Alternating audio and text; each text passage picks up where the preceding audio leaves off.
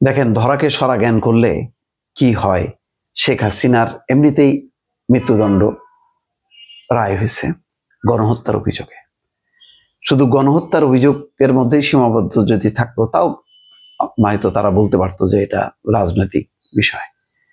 কিন্তু আপনি দুর্নীতি, পূর্বাচলে 10 কাঠার প্লট 6 জন নিছে, 6×10=60, শেখ হাসিনা, শেখ রেহানা এবং জয় সহ মানে 2 বোনের কন্যা সন্তানরা মিলে নিছে প্লট। এবং এটা কখনোই পারে না, এটা লুকানো ছিল। পরে এটা আবিষ্কার হয়েছে, দেখে যে 10 কাঠা করে প্লট নিছে, সমস্ত নীতিমালা ভঙ্গ করে। আজকে সেই মানে মামলার সাক্ষ্য গ্রহণ শেষ।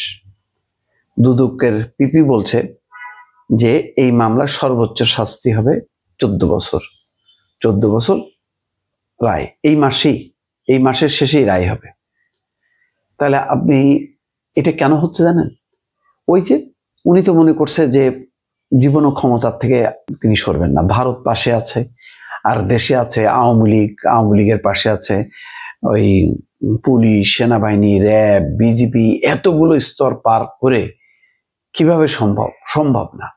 তারপরেও যদি না হয় তাহলে ভারত তো আছে, ভারত তার সেনাবাহিনী, ফোর্স সব পাঠায়নি। খেয়াল করেন, শেখ মুজিবুর রহমান যখন নাকি এরকম নির্মম হত্যাকাণ্ডের শিকার হয়েছে তখনও কিন্তু মনে করা হয়েছিল বা আওয়ামী লীগেরা ভাবতো যে ভারত রক্ষা করবে। হ্যাঁ, ইন্দিরা গান্ধী ছিল, পরে ইন্দিরা গান্ধী নিজেও নিহত হয়। হ্যাঁ, তার দেহরক্ষী তাদের হাতে। ভারত তখনও কিন্তু প্ল্যান পাঠায়নি, কোনো পাঠায়নি। শেখ হাসিনার এরকম পরিণতি দেখছিল, বুঝছিল, বলছে পাঠায় দেন, কিন্তু ভারত দৌড়ে আসে নাই। ভারতের তার একেবারে যদি আক্রান্ত না হয় ভারত, তাহলে এরকম করে না। তবে ভারত এটা ঠিক, এটা ধরা খাইছে, তারা বুঝতে পারেনি যে এরকম একটা পট পরিবর্তন হয়ে যাবে, তাহলে হয়তো আগে ভাগে তারা করতো। এখন দেখেন, এই যে এতগুলো শক্তি ছিল বলে শেখ হাসিনা বেপরোয়া হয়ে গিয়েছিল। সে মনে করেছিল ওই যে আমি যা খুশি তাই করবো, আমি যেটা করবো সেটাই আইন।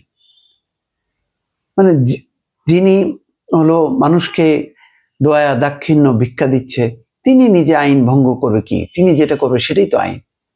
তো এটা করতে যে পূর্বাচলের মতন একটা, যেখানে মধ্যবিত্তদের একটা আবাসন, সেই জায়গায় হাত বাড়াইছে। অথচ মুখে মুখে বলতো যে তার 1 ছটাক জমিও নাই, কিচ্ছুই করেনি, তার কিচ্ছু নাই, তাকে জনগণ চালাচ্ছে, এরকমই একটা ভাব রাখতো।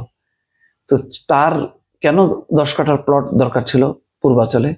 রেহেনার কেন দরকার ছিল? জয়ের কেন দরকার ছিল? পুতুলের কেন দরকার ছিল? কোনো দরকার ছিল না, কিন্তু করে রাখছে, নিয়ে রাখছে। আর নিয়ে রাখতে যে আজকে দেখেন ওইটা দুর্নীতির আওতায় চলে আসছে। তাহলে আপনি একদিকে গণহত্যার মামলাও হচ্ছে, এদিকে দুর্নীতির মামলাও হচ্ছে। আরো তো মামলা বাকি আছে, অনেকগুলো মামলা আছে, একটার পর একটা মামলা হতে থাকবে। এই মামলাগুলো বলতে পারেন যে আপনি অনুপস্থিতিতে বিচার। আজকে যেমন হিউম্যান রাইটস ওয়াচ বলছে, কিন্তু এটা তো বাস্তবতা। হিউম্যান রাইটস ওয়াচ কি একবারও বলছে যে না এই মামলার কোনো বাস্তব ভিত্তি নেই? বারবার তারা বলছে যারা হত্যাকাণ্ডের শিকার হয়েছে তাদের ন্যায় বিচার পাওয়ার অধিকার আছে, কিন্তু প্রক্রিয়া নিয়ে আপত্তি তুলছে, কিন্তু এর বাস্তবতা নিয়ে অস্বীকার করেনি, মানে উড়ায় দেয়নি।